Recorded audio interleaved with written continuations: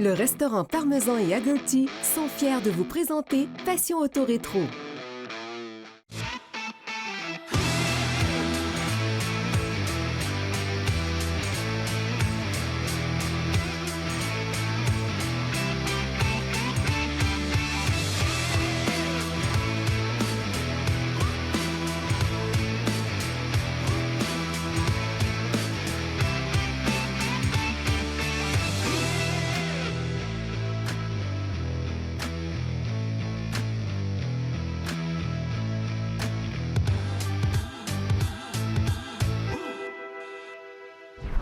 Bonjour à tous, bienvenue à Passion Auto Rétro. Cette semaine, on vous présente une Chevrolet Nova 74 et je vous la fais découvrir avec M. Alain Prémont.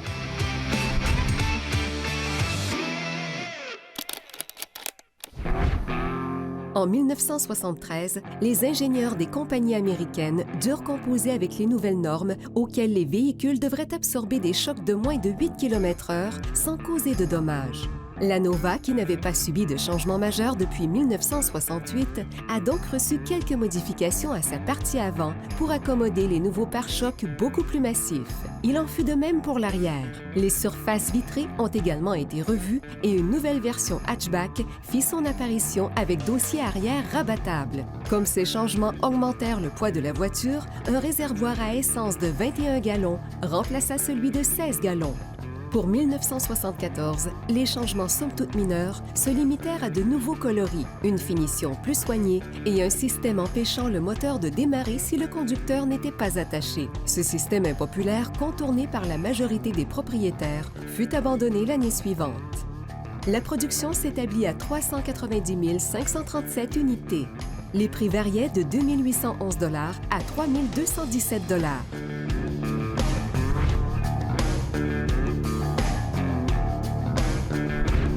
Alain, tu es propriétaire d'une voiture que beaucoup de baby boomers ont conduite, une Nova 74. Oui. Mais ton expérience avec l'automobile, ça commence pas maintenant, ça a commencé tout jeune. Et même ton frère est un passionné de voiture. Oui, mon frère André est un an et demi plus vieux que moi. Puis lui, quand il a acheté sa première voiture, d'ailleurs, il l'a encore, il a acheté un Dodge Dart 73, 340. Puis même si mon père n'était pas d'accord avec ça, il l'a eu pareil. Vous aviez quel âge à peu près, là? Bien, mon frère, il avait 16 ans. Quand il a eu lui, mon frère, il avait 16 ans. Toi, t'avais 14 Moi, j'avais 15? 14 ans. Okay. 14 ans et quelques. Fait que lui, quand il a acheté sa voiture, évidemment que moi, ça me prenait un char dans ce genre-là, mais j'ai 16 ans. Fait qu'on avait hâte d'avoir l'âge de 16 ans pour avoir la voiture. Fait que Puis les parents conduisaient des voitures, entre guillemets, pépères, en ce temps-là. Mon père, c'était un amateur de Ford. Il y avait juste du Ford. Sorte silencieux, mais des gros chars Ford. Oui. Fait que quand mon père est arrivé avec le toit de mon frère, un Dodge Dart 340, il trouvait ça bruyant, puis il trouvait ça... Il disait à mon frère, il dit « Tu vas te tuer avec ça. » Oui, parce que les parents, dans ce temps-là, ces voitures-là, ils n'avaient pas une tonne. Non, puis c'était des voitures aussi qu'on avait une image, parce que souvent, aux lumières rouges, je le dis souvent, il y avait deux muscle cars à côté de l'autre, un pont cars. Puis là, cette génération-là était traumatisée de voir ces voitures-là partir en fumée. Là. Puis partir en fumée, oui. C'est une anecdote, là. Dans ces années-là, quand on a eu ces chars-là, que ce soit mon frère, que ce soit moi, je ne vous cacherai pas qu'on a fait le fou avec ça. J'imagine. Puis dans ce temps-là, on faisait le fou, mais il y avait beaucoup moins de voitures sur les routes. Donc, moins de policiers, moins de voitures sur les routes. On avait plus d'espace pour faire nos petites folies. Puis quand on se faisait prendre par la police, ça ne coûtait rien. Effectivement. Je me souviens, on pognait des tickets pour avoir fait crisser les pneus. Dans le fond, on draguait. Oui. Puis ça coûtait 25 $. Okay. Fait que tu n'avais pas de point de démérite dans ce temps-là, d'affaires-là. Fait que dans le fond, c'était pas bien grave là, si on se faisait pogner par la police. Effectivement. Fait que ça a vraiment été un feeling de famille, toi et ton frère. Bien, c'est parce que mon frère, quand il a eu son auto, bien, moi, quand j'ai eu mon permis de conduire, j'attendais juste après ça pour avoir un char.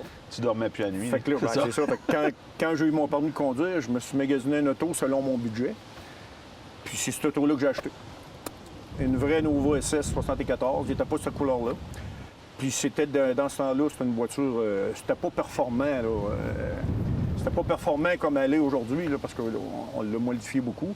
Mais Là, la passion des autos, c'est à cause que mon frère s'est acheté un auto comme ça, que moi, j'en voulais une comme ça.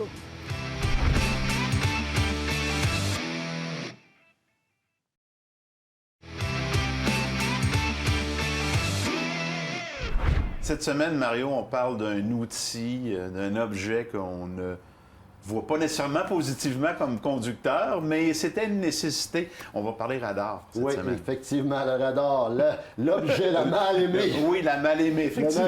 La mal-aimée. On a créé le radar officiellement en 1946, quoiqu'il ait été breveté en 1935. C'est quoi le radar? C'est l'effet Doppler-Fizeau. Je vais me permettre de lire la prochaine ligne, vous allez comprendre pourquoi. Qu'est-ce que c'est? C'est le décalage d'une fréquence d'onde observée entre ces mesures à l'émission et à la réception de celle-ci, lorsque la distance entre l'émetteur et le récepteur varie au cours du temps. En français, s'il vous plaît, Mario. C'est presque du... Hein, c'est ça. Bref, le radar a été développé vraiment pendant la Deuxième Guerre mondiale. On peut comprendre, beaucoup de choses se sont développées pendant cette Deuxième Guerre mondiale-là. La personne qui a breveté le radar est Robert Watson-Watt. Et on a également créé le radar pistolet, le radar gun, également à cette époque. Lui, le radar gun a eu une autre utilité. Il a été inventé par John Barker et Bed Midlock. Ils ont fabriqué à partir de cannes de café soudées une forme de résonateur à micro-ondes pour l'armée, surtout pour les avions amphibies, le fameux Catalina. Un avion amphibie assez lourd, mais on avait un problème avec le train d'atterrissage lorsqu'on atterrissait sur une piste ferme et non pas sur l'eau. La vitesse de descente était beaucoup trop rapide à chaque fois et on brisait carrément le train d'atterrissage. Alors, eux, avec le radar gun, pouvaient être en contact avec le pilote et puis contrôler la vitesse de descente pour les aider. Dans le fond, parce que l'avion contrôlait sa vitesse air, qu'on appelle, mais la vitesse sol, il y avait besoin d'un système. Il y avait besoin des petits coups de main supplémentaires. Donc, le radar gun a beaucoup servi à ça. Bon, vous devinez qu'il servait d'autres choses par la suite. Il y a des gens qui ont eu des idées par la suite. Eh oui. Hein? Si bien qu'en 1947, la police du Connecticut va commencer à s'en servir pour contrôler la vitesse. Ils ont dit « Oh, ça marche bien, ce petit objet-là ». Et en 1949, on a commencé à émettre des contraventions à ce niveau-là. Au grand plaisir des municipalités. Oui, et les gens pensent que le radar photo qu'on a aujourd'hui vient d'être inventé, et c'est pas le cas. Non, ça date de très loin. Oui. Puis il y a une photoradar aussi en terminant qui a existé ici. On pense que c'est nouveau. Mais mon père, dans les années 70, je me souviens de l'année 72, sur la 76e à Charlesbourg, a eu un ticket avec une photo, l'heure et la vitesse. Et ça venait par la poste avec la contravention. Oui, et la photo ne masquait pas les individus dans le véhicule. Donc imaginez peut-être les petites crises qui se passaient à la maison quand monsieur était avec une madame qui ne devait pas être avec. Ça, j'y avais pas pensé, Mario. Alors, c'est encore une fois disponible sur le super site de passionautorétro.tv. Merci beaucoup, Mario. Merci. Ce segment vous a été présenté par V8 Passion et les belles autos d'hier.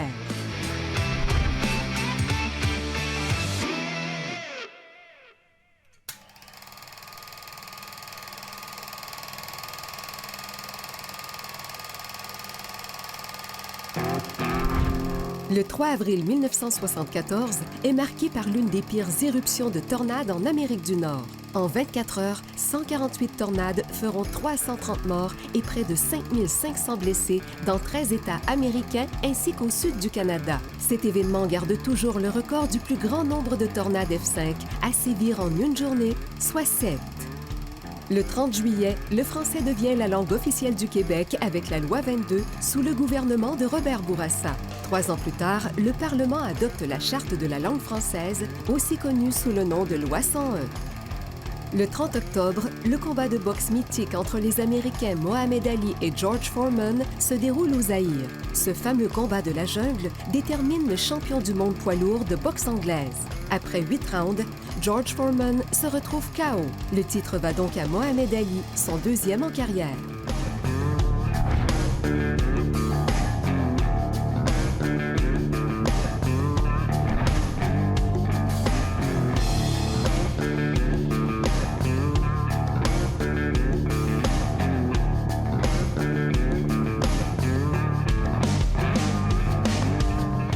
Alain, tantôt, lorsqu'on se parlait, on a parlé un peu de tes frères, ta famille, ton histoire personnelle.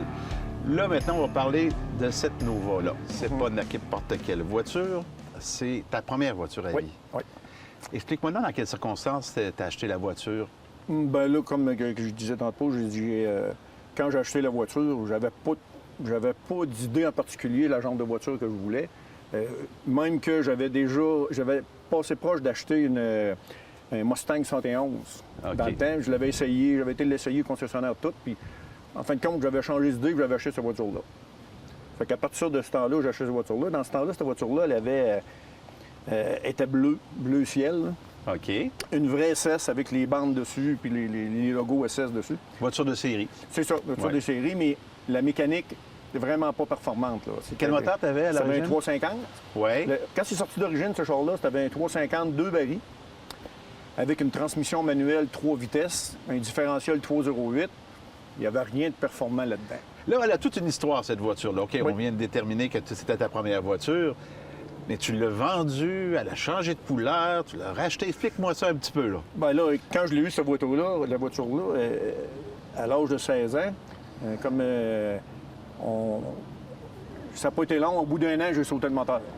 Pas plus long que ça. Sauter un moteur 350, il faut le faire dans le temps. Il faut vouloir un peu. Fait que là, j'ai sauté le moteur, j'ai refait le même moteur, puis je l'ai rénové, puis je l'ai refait. Mais c'est pas moi qui l'ai fait dans ce temps-là. J'étais pas assez calé dans la mécanique dans ce temps-là pour le faire moi-même. Fait que je l'ai fait faire, j'ai mis un autre moteur dedans. Et on a enlevé la transmission, j'ai mis une transmission 4 vitesses, puis j'ai laissé le même différentiel. Et là, on roule avec le char, on fait le fou. C'est ta voiture de tous les jours de jeune. Bien, l'été seulement. Ouais. Ça n'a jamais vu l'hiver. Ces voitures-là, ça ne vaut pas l'hiver. L'hiver, je me fais des bazous. Est-ce que ton frère faisait pareil avec la tienne? On avait OK. chacun nos chars, on serrait ça l'hiver. Une voiture d'hiver, une voiture d'été. L'hiver, on s'achetait des bazous à tous les OK. ans. On n'avait pas beaucoup de sous. Fait que là, quand j'ai eu ce char-là, bien là, on le modifie. Même moteur, même une transmission 4 vitesses, parce qu'une 3 vitesses, c'était pas... C'est au volant ou... Non, au plancher. Au plancher. Après ça, on achète des roues de mag. C'est parti! Là, on met des roues de mag, on enlève les roues rallye que tu d'origine, on met des roues de mag, on achète des pas trop chers. Puis après ça, on s'envoie avec ça. Là, à un moment donné, je change de couleur. Je fais peinture le char, je change de couleur. Je mets une couleur bleu royal. Et je mets un scoop de Corvette dessus. Dans ce temps-là, on mettait Sur plein de combien bébelles, d'années, là. là? À chaque année, tu y mettais un petit quelque chose de plus. Tu sais, aujourd'hui, c'est pas terrible, là, mais dans ce temps-là, c'était correct. Bien, on personnalisait nos voitures C'est comme ça. ça. C'est ça. Des fois, c'était l'aileron arrière, d'autres Ben fois, oui, c'était ben oui, ben les roues. Et d'ailleurs, dans les choix de roues de mag, on s'entend, c'était assez limité Dans aussi. le temps, c'était des gregards. Oui, Tout le monde avait des gregards. Oui, effectivement. Fait qu'on on fait ça tranquillement, puis je garde cette auto-là pendant une douzaine d'années. Pendant ces 12 ans-là, je me marie, j'ai des enfants. Oui. Je rénove une autre voiture. Pendant ce temps-là, j'en rénove une deuxième voiture. Puis, il vient un temps, à cause des enfants, tout ça, la voiture, mes priorités changent dans la vie. Je décide de vendre la voiture. Là, c'est les enfants, Les enfants, l'école, priorité, puis on n'a plus le temps. travail, tout ça. L'auto, plus le quand je me suis aperçu que j'avais fait tout l'été avec les mêmes tailleurs, T'as un problème. J'avais un problème. J'ai dit, il y a quelque chose, on s'en sort plus assez. Fait que j'ai vendu la voiture, puis c'est mon cousin qui l'achète. Par contre, j'ai dit à mon cousin, Guy, j'ai dit, si tu viens qu'à vendre la voiture, je suis le premier acheteur. Premier OK. refus, c'est moi qui veux. C'est ça. Fait que il dit, OK, Alain, pas de trouble. Il regarde 4-5 ans, il vient me revoir, il dit, Alain, je la vends. T'as dit OK. quoi? J'y réponds non. J'étais encore... C'était pas le temps. Tu as là. répondu J'avais pas le non. temps. Fait que là, je me dis dans ma tête, bon, mais là, regarde, vends-la à n'importe qui, je le reverrai plus chaud. Là, t'en avais plein la tête assez. Là. C'était trop là, à ce moment-là. Là, j'ai été chanceux. Il vend à son frère. Toujours dans la même famille. Toujours dans la même famille. Ah ben. Fait que là, il vend à son frère, je vais voir son frère. J'ai dit, mais que le char, tu le vends, tu m'en parles. Puis, lui, il l'a pris, il l'a mis dans sa cour en arrière. Il n'y avait pas de sous pour la faire rouler. Il l'a laissé là 13 ans de temps. Dans la cour arrière. Sur le gazon, pas brillé, Oh, rien. c'est pas bon, ça. Il l'a mis là. Non. Ouais. Mais cette voiture-là, j'ai même pas été à voir pendant ce temps-là. J'avais fait une croix dessus. En 2004, il m'appelle. Il dit, Alain, je vends la voiture. Oh. Là, les enfants étaient plus vieux. Puis là, j'ai dit, on va aller voir la voiture. Fait que je m'en vais voir le char. J'étais découragé. Il était magané. Là. Ben, c'est roue, combien d'années tu m'as dit, là, dehors? La roue, le dash, L'hiver aussi, le soleil. dehors. Oui. Ah, ouais. Fait que l'auto était magané, mais le principal pour moi, pour la rénover, le dessous, tout ça, c'était sain. Le Donc, châssis était bon. Fait que je regardais ça, j'ai dit oui, je peux faire de quoi avec ce char-là. Fait que je l'ai racheté 1500 $. Pas sûr. Mais la mécanique ne marchait plus. Le dedans était à refaire. Il y avait de la rouille, le plancher était tout percé. C'est une restauration C'est une complète. restauration Il complète. faut faire de A à Z. Puis ma femme, dans le temps, ma femme, étant donné que j'avais déjà fait une voiture, ça avait duré 3 ans pendant ce temps que j'avais cette voiture-là, elle n'avait un peu son casse. Parce que c'est terriblement de temps. Mais c'est parce que ça devient un hobby, puis on est toujours là aussi. C'est le soir, les fins de Ouais, semaine. C'est beaucoup de temps à rénover une voiture. Mais on ne voit pas le temps passer en même temps. C'est ça. Puis là, ben, un coup, tu es commencé, tu n'arrêtes plus. Puis c'est des sous. C'est des dépenses. Des dépenses. Ouais. Fait que les priorités. Mais quand j'ai dit que je rachèterais mon Nova, Comment elle a réagi? pas bien. Non. OK! Mais Ça aurait pu être d'un bord ou de elle m'a l'autre. laissé faire. Ouais. Elle m'a laissé faire. Fait que je l'ai racheté, mais là, j'ai dit, pour la racheter, j'ai dit, Hélène, j'ai dit, je la rénove pas, je la serre dans un garage, puis moi le faire par temps perdu. Puis j'étais sincère quand je disais ça, mais c'est pas ça qui est arrivé par tout. C'est que je l'ai mis dans le garage, l'année d'après, j'ai commencé, puis j'ai pas arrêté. J'ai pris 3 ans de temps, puis j'ai tout rénové, j'ai refait au complet.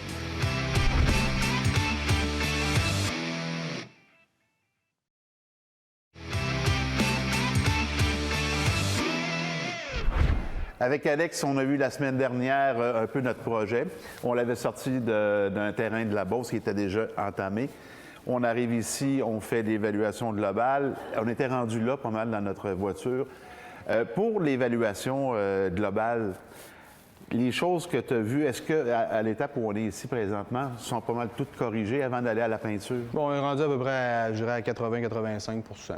De fait, présentement. Ouais, il reste des joints à ajuster, s'assurer que toutes les parties, elle arrive de chez le rembourrage. Je suis allé la porter au rembourrage. Fait que là, le rembourrage a tout fait ses panneaux, il a fait sa voûte en place. Il l'a redémonté pour qu'on la peinture. Mais on essaye d'en faire le plus possible avant la peinture pour être sûr que quand on leur montre quand il est peinturé, bien, on n'a pas de problème, on ne l'accroche pas, on n'a pas un ajustement qui a été mal fait, qui arrive de nulle part. Fait que là, 80-85 sur le primaire, les figurages sont faits en dessous, tout le dessous est peinturé. OK. Le véhicule est en marche. Fait que là, on peut l'essayer, on peut voir si la conduite a un problème, la suspension, si ça vibre, on peut tout savoir. Donc, dans le fond, tu es un peu un road test, là, pour voir si tu as des petites... T'en plein ça. Juste pour vraiment être dans le sûr détail. que quand il va sortir de la chambre à peinture, on va le remonter sans aucun problème. Puis la coordination, tout ça, quand même, il faut que tu fasses mouler ta voûte d'avance, la démonter. Tout ça, c'est dans une pensée globale d'arriver au projet puis de l'assembler Bien, finale. c'est d'arriver à la fin et pas avoir de problème. Puis justement, tu sais, le rembourreur, lui, il est dedans, il se place, il y a des outils. Fait que là, il peut l'accrocher s'il est peinturé. Je comprends. Puis après ça, il faut recommencer si c'est accroché. Ça nous tente pas. Tu sais, on aime ça le faire une fois comme il faut. Fait que ça soit fait dans l'ordre. La meilleure possible. Là, la prochaine étape qu'on va voir dans la prochaine semaine, ça va être pas mal l'étape de la voiture au final, une fois assemblée. Au niveau des couleurs que vous allez mettre sur la voiture, est-ce que c'est choisi? Oui, la voiture est toute verte comme ça. Elle va être de cette couleur-là. L'intérieur est crème. OK. Puis, au niveau de la mécanique, tu as dit qu'il y a quelques petits ajustements qui ont été faits parce que le gros avait été fait par l'ancien propriétaire. Toi, tu vas faire, j'imagine, des ajustements finaux là-dessus. Bien, c'est aussi. des branchements finaux comme la suspension à l'air. Bien, le système est dans le coffre de la voiture. Fait que, tu sais, pour brancher ça final, il faut que la voiture soit en un morceau. Quand elle est arrivée, toute la suspension était posée, mais il y avait une partie dans l'auto puis une partie sur le frame de l'auto. Fait que là, pour brancher ça final, il faut que l'auto soit assemblée. Un assemblage C'est final. ça. Fait que là, on va pouvoir voir à la prochaine chronique le produit final, mais on va parler un peu technique parce que, comme tu as dit, il y a un compresseur. C'est une voiture qui a eu un système de freinage à disque, etc. On va la décrire un petit peu au niveau de ses spécificités parce que ça va faire un petit chef-d'œuvre entre nos deux à la fin. Une méchante belle voiture. On se revoit bientôt. Cette chronique vous a été présentée par l'atelier de restauration Québec Custom.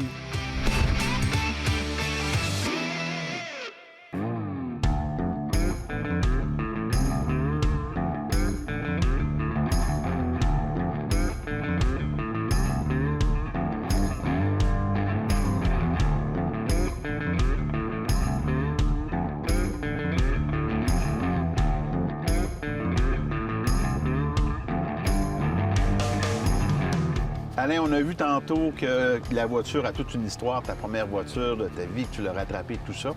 On va se concentrer un petit peu sur la restauration rapidement. Oui. Parce que tu as fait une restauration complète. Oui. Les grandes lignes de la restauration de la voiture. Bien, la restauration de voiture, c'est que quand je l'avais storé dans un garage à mon entrepôt que je travaille, je l'ai démanché. J'ai tout défait. Tout en morceaux. Tout en morceaux, les ailes, tout. Il restait rien que la coquille. Il restait rien que la coquille puis le frein.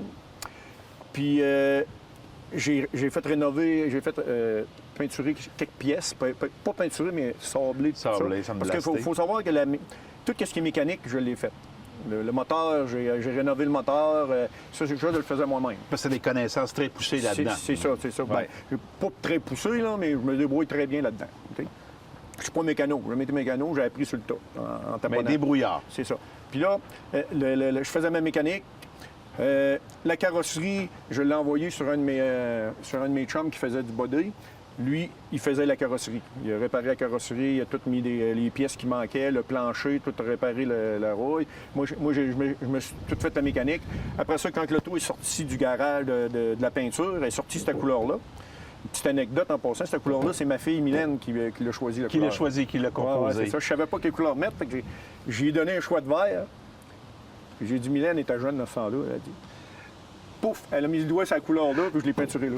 Je l'ai peinturé cette couleur-là. Sérieusement, c'est une belle couleur originale. C'est une couleur, il n'y en a pas beaucoup comme ça. Non, il n'y en a pas beaucoup comme ça. Puis, quand il est sorti de la peinture, je ne vous cacherai pas que j'étais un peu déçu.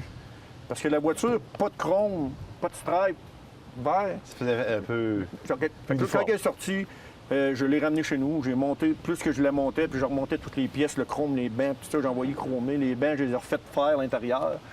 Puis j'ai tout fait ça tranquillement. Plus que la voiture montait, plus qu'elle était à mon goût.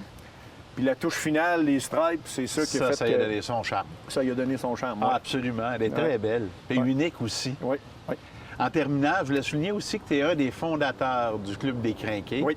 C'est un club qui est là depuis maintenant une dizaine d'années. Oui. Donc, c'est quoi les Crinqués rapidement? OK, c'est un club c'est un club, pas nécessairement de muscle car, mais la majorité de nos membres sont des muscle cars. OK. C'est un club qu'on accepte les voitures V8 américains, 2 portes. Si on a ces 3 critères-là, on peut entrer dans le club. Oui, mais l'année n'a pas d'importance. OK? Puis là, c'est un club qu'on roule notre boss. Au départ, on était 7 membres. Puis là, aujourd'hui, on est dans l'exécutif. Dans l'exécutif, on est 11 ou 13 parce qu'il faut être des chiffres impairs pour les voitures. Puis là, on continue à faire rouler ce club-là. On fait des activités l'été, tout ça. C'est un beau club, là, un beau petit club. Bravo. Puis merci beaucoup pour l'histoire. Et j'ai adoré. Merci, Alain. Merci, Eric. La voiture de la semaine vous a été présentée par Hagerty Assurance de voitures classiques.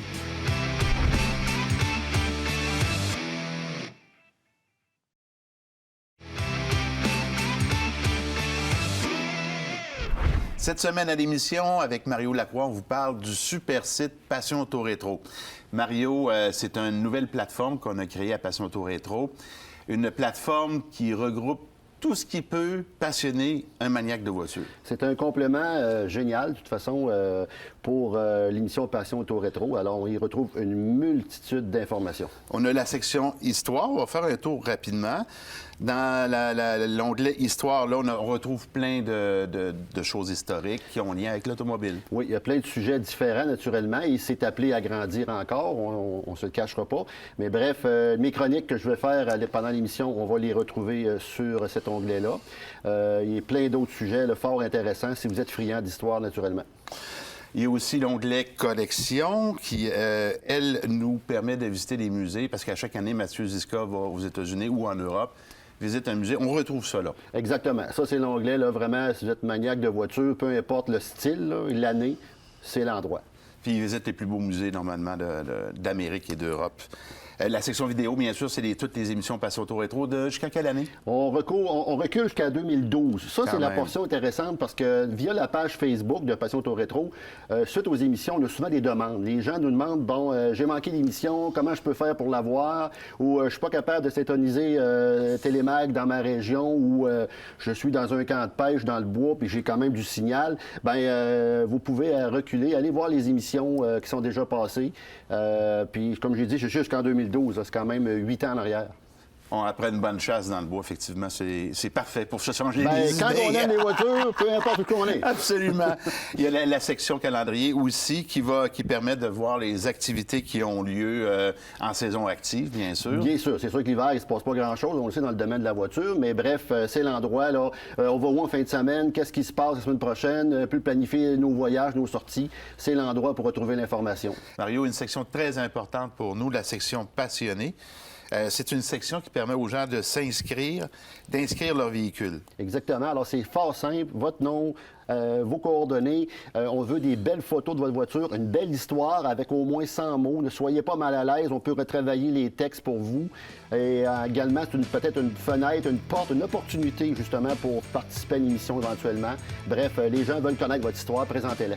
Parfait. Il y a également le Facebook de Passion Auto Rétro, très populaire à suivre aussi. Effectivement. Merci, Mario.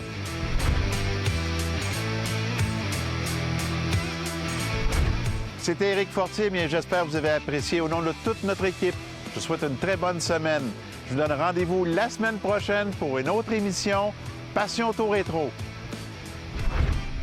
V8 Passion est fier de vous avoir présenté Passion Auto Rétro.